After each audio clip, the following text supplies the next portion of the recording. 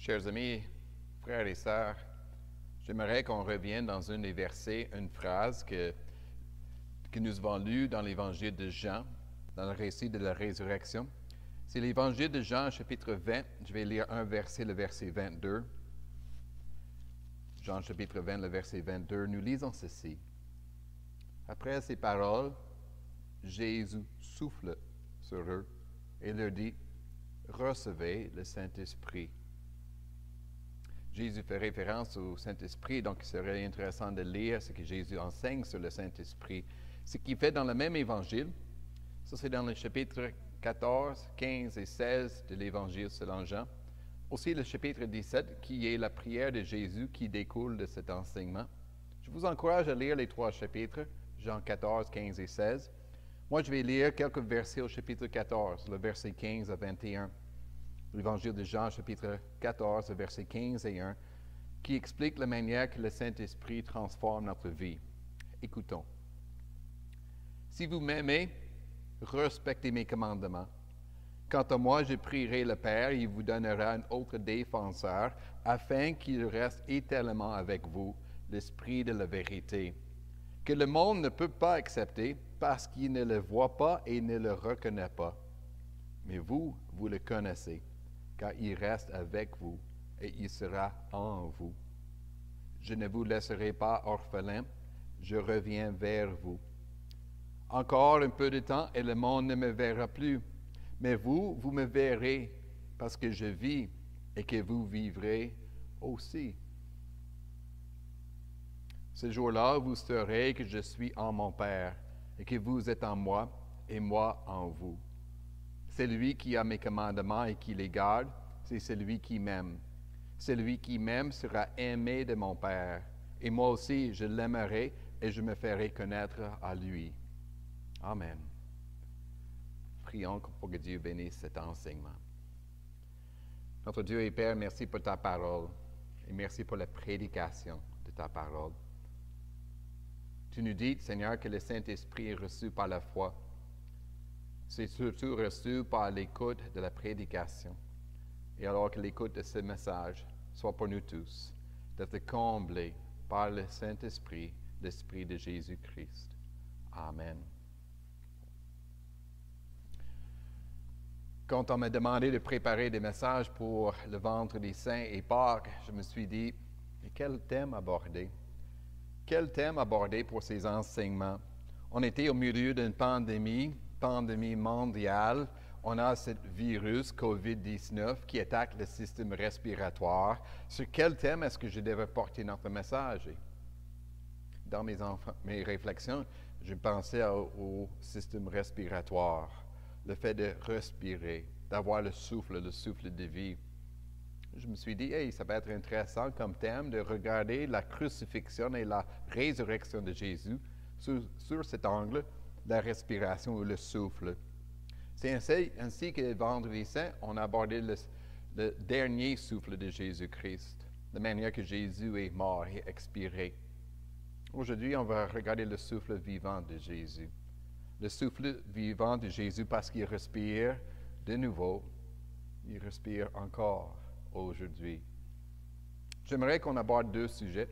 D'abord, Jésus est vivant, il respire. Puis ensuite, deuxième lieu, son esprit est vivant en nous. Alors, nous respirons, nous sommes vivants pour vivre comme Jésus-Christ. Et là, j'ai un petit mot à dire aux enfants, même à nous tous. Parce qu'écouter une prédication, même comme une conférence, tout enseignement, c'est pas facile et surtout encore plus difficile à l'écran.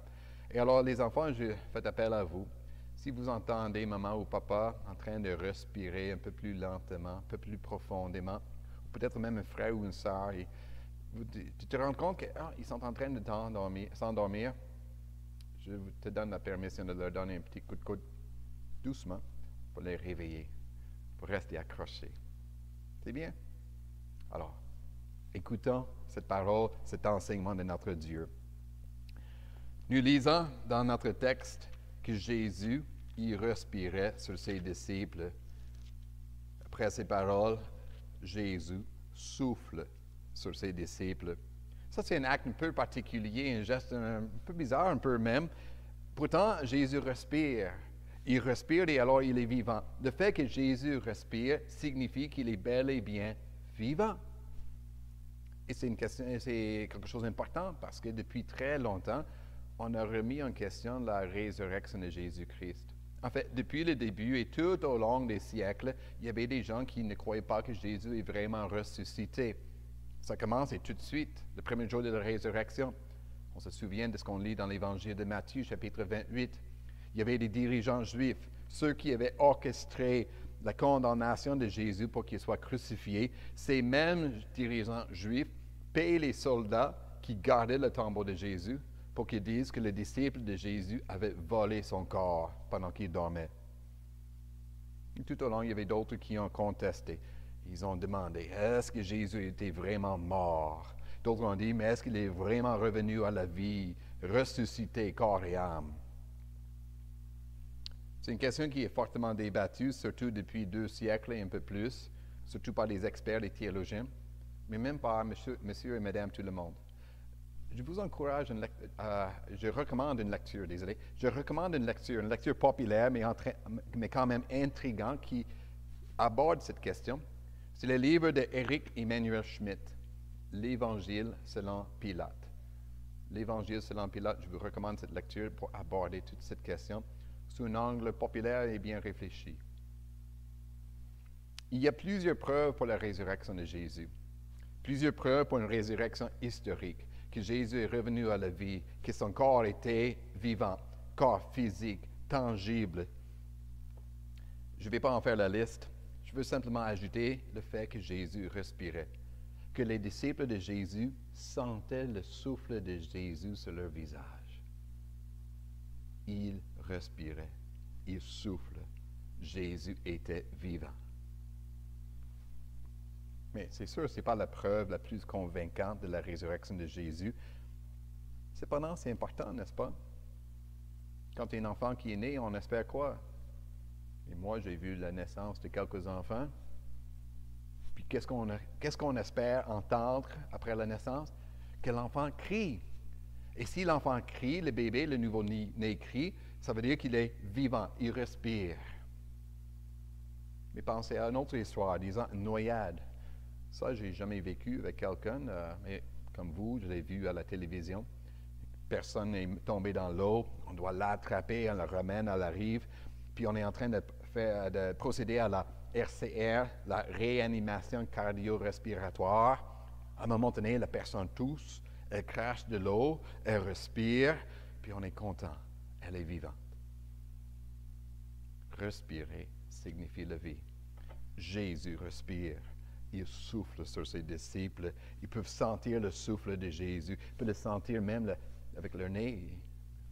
Peut-être il y avait un des disciples qui disait, mais écoute, Jésus, ta mauvaise haleine, prends-toi une gomme, un tic-tac. Un petit détail. Banal, mais tellement précieux pour nous, n'est-ce pas? Parce que notre foi en Jésus ressuscité, notre foi s'appuie sur le témoignage de ses disciples, sur le témoignage oculaire, tangible, le témoignage senti. C'est ce que l'apôtre Jean nous dit.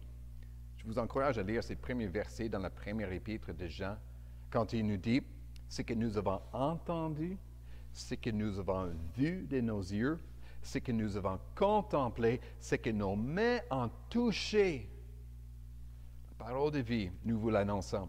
La vie, Jésus s'est manifesté. Jésus, la vie, s'est manifesté. Si Jésus ne respirait pas, mais l'apôtre Paul, cette fois-ci, l'apôtre Paul dirait que le témoignage serait faux.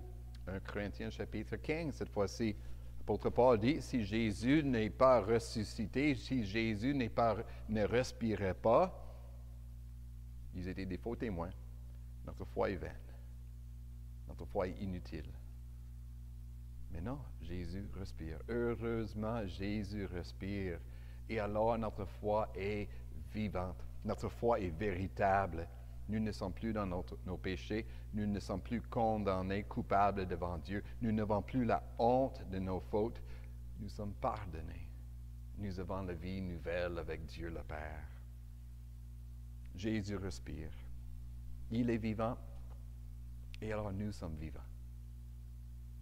Et cela m'amène à notre deuxième point. Mais là, il faut faire un check. Est-ce que tout le monde est bien éveillé? Tout le monde est bien accroché? Tout le monde écoute comme il faut? Excellent. On continue donc. Le fait que Jésus souffle sur ses disciples, un acte un peu bizarre, peut-être même désagréable pour les disciples, était quand même important. Parce que par ce souffle, Jésus signifiait le don du Saint-Esprit. Jésus dit encore, Jean 20, le verset 22, « Recevez le Saint-Esprit. » Il souffle sur eux, « Recevez le Saint-Esprit. » Souffler sur quelqu'un à l'époque, dans quelques cultures, était une forme de bénédiction. Une bénédiction, c'est-à-dire la promesse de donner ici le Saint-Esprit. Mais vous allez me dire, mais écoute, on n'est pas encore rendu à la Pentecôte, c'est la Pentecôte où Jésus donne le Saint-Esprit. Ce qui est vrai. On n'est pas encore la Pentecôte, le véritable don du Saint-Esprit, mais c'est par ce geste, par cet acte que Jésus veut illustrer le don de l'Esprit. Il veut le démontrer d'avance, démontrer l'effusion de le Saint-Esprit sur l'Église. Et c'est intéressant qu'ici, et aussi le jour de la Pentecôte, il y a du vent, du souffle. Souffle de Jésus, le vent, le souffle. Le Saint-Esprit et le mot esprit qui veut dire souffle. Il faut développer un peu plus cette idée. Parce que l'idée du souffle et l'esprit est très importante partout dans les Écritures, du début jusqu'à la fin. Dans un premier temps, le souffle signifie la vie, et même la nouvelle vie, la création de la vie. Partout dans les Écritures, nous lisons que c'est Dieu qui donne le souffle. Actes chapitre 17, Dieu est celui qui donne à tous la vie, le souffle et toutes choses. Quand il retire le souffle, on meurt, que ce soit des êtres humains ou des animaux. On se rappelle, n'est-ce pas, les enfants, la création d'Adam, quand Dieu a fait Adam de la poussière de la terre, et voilà cette forme d'un homme, mais comment le rendre vivant? Dieu a soufflé en lui la vie, sa vie, son esprit. Mais le souffle ne signifie pas simplement la création d'un être humain même, ça signifie aussi la nouvelle vie, ce qu'on appelle la nouvelle naissance, rattachée à la résurrection à la vie. La nouvelle naissance, c'est la première résurrection que les chrétiens vivent. C'est la résurrection de son âme. Au lieu d'être une âme morte, spirituellement morte, rebelle contre Dieu, il devient un être vivant. Jésus parle de la nouvelle naissance dans l'Évangile de Jean encore, chapitre 3. Quand il parle de le don du Saint-Esprit pour être né de nouveau et entrer dans le royaume de Dieu, entrer dans la famille de Dieu, il dit le vent, l'esprit est comme le vent qui souffle là où il veut. Ce qui est encore plus significatif, c'est ce que dit l'apôtre Pierre, cette fois-ci 1 Pierre chapitre 1, le verset 3. L'apôtre Pierre dit, « Béni soit le Dieu et Père de notre Seigneur Jésus-Christ. Conformément à sa grande bonté, il nous fait naître de nouveau à travers la résurrection de Jésus-Christ. Nous sommes nés de nouveau grâce à la résurrection de Jésus-Christ. » Ça, c'est la résurrection de notre âme, de notre esprit, né de nouveau. Mais aussi la résurrection de notre corps. Cette fois-ci, c'est 1 Corinthiens chapitre 15, où l'apôtre Paul parle de la résurrection de notre corps physique, de notre chair, notre poussière. Cela aussi est l'œuvre du Saint-Esprit. L'apôtre Paul décrit la résurrection, il décrit le corps ressuscité comme un corps glorieux, immortel, puissant, et aussi un corps spirituel, c'est-à-dire un corps rempli du Saint-Esprit, tellement rempli du Saint-Esprit, entièrement rempli du Saint-Esprit, que le corps, la chair est entièrement guidé par l'Esprit, conseillé par l'Esprit, fortifié par l'Esprit, vivifié par le Saint-Esprit.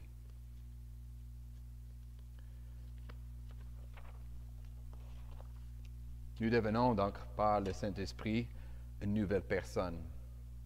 Même la Bible dit, nous devenons une nouvelle créature. C'est le début de la nouvelle création, grâce au souffle de la bouche de Dieu, le souffle de la bouche de Jésus-Christ qui nous donne le Saint-Esprit. Qu'est-ce que ça veut dire pour nous en pratique?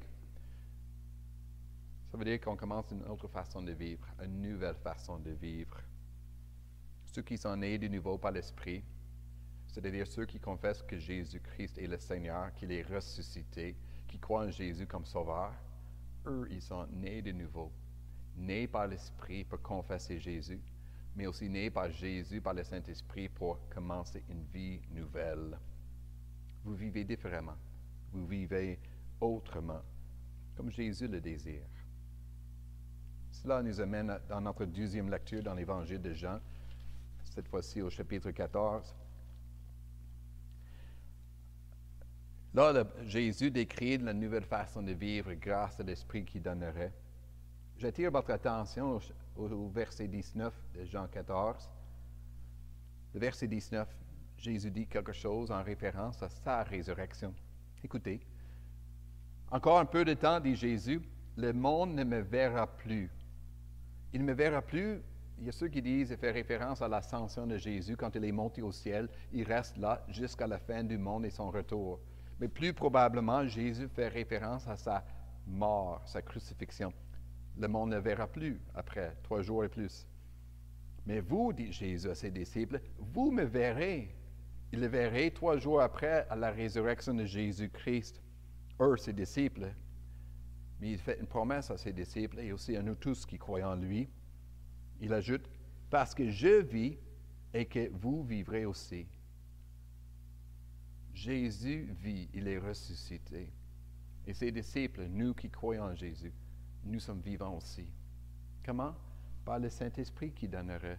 Le défenseur, l'Esprit de la vérité dont Jésus parle dans ce texte. C'est lui qui nous fait naître de nouveau, qui nous donne une vie nouvelle. Et alors, vivant par l'Esprit, nous vivons autrement. Nous nous conduisons de manière qui plaît à Jésus, comme lui-même dit dans ce texte. Il le souligne 2 fois. Au début, il dit, verset 15, verset 15, « Si vous m'aimez, respectez mes commandements. » Puis à la fin de ce que nous avons lu, verset 21, il le souligne encore une fois. « Celui qui a mes commandements et qui les garde, c'est celui qui m'aime. » Aimer Jésus et obéir à ses commandements. Voilà la nouvelle vie de l'Esprit. Oui, l'Esprit, la vie de l'Esprit, ça veut dire d'avoir la paix, parce que nous sommes pardonnés et adoptés dans la famille de Dieu. Mais c'est plus qu'un sentiment de paix, c'est une nouvelle façon de vivre. Nous obéissons à Jésus. Nous l'aimons. Jésus donc, par exemple, Jésus nous appelle à lire et méditer les Écritures. Nous sommes dans le confinement. Nous sommes appelés à arrêter beaucoup d'activités. Qu'est-ce qu'on va faire? Le Seigneur Jésus nous appelle à prendre un peu de ce temps pour lire les Écritures, méditer, suivre des formations, pour que sa parole de vérité nous libère des mensonges de ce monde. Jésus nous appelle à prier, prier sans cesse, chanter, remercier Dieu. Et nous le faisons pour que nos esprits soient élevés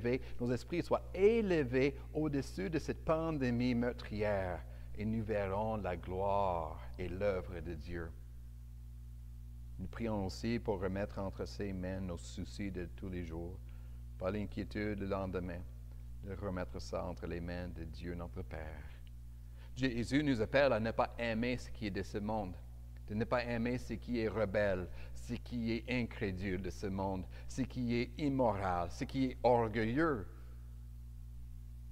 Jésus nous appelle plutôt à aimer la compassion, à aimer la bienveillance, la patience. Et alors, pendant ce temps de confinement, au lieu de rester chez nous et écouter une télé ou de faire rien, on prend le temps pour contacter le monde. Pour contacter le monde, des gens de nos amis, nos familles, membres de nos familles à la maison, passer du temps avec eux, des gens à l'extérieur, loin de chez nous, un voisin l'appeler, un collègue de travail, prendre contact, s'organiser pour prendre un café, une bière, un verre de vin avec lui, parler avec lui. Pour ainsi aimer notre prochain comme Jésus nous aime, parce que nous aimons Jésus. C'est d'aimer Jésus et même vivre comme Jésus pendant ce confinement. Et vous me direz, mais écoute, c'est facile pour Jésus de le dire parce que lui n'a jamais vécu un confinement de 3 semaines. Oui, c'est vrai, sauf que Jésus était pendant 40 jours dans le désert, seul, sans rien à manger. Et tout ce temps, il est resté accroché à la parole de Dieu. Il a refusé le prestige, le pouvoir, la popularité de ce monde. Il voulait toujours aimer et obéir à Dieu son Père. Et Jésus, par l'Esprit qu'il nous donne, nous appelle à vivre de la même manière, de vivre comme Jésus. Vous cherchez une preuve que Jésus est vraiment vivant? Mais voilà, pendant ce confinement, qu'on doit rester chez nous, qu'on ne peut pas faire ce qu'on aimerait faire, et surtout après, que les gens puissent voir que notre vie est une vie de paix, une vie de confiance, que nous sommes un peuple de douceur, de patience, de respect, qu'ils puissent voir qu'en nous est l'œuvre de l'Esprit de Jésus-Christ, que le Christ est vivant en nous. Et là, il dirait, Jésus est vraiment vivant.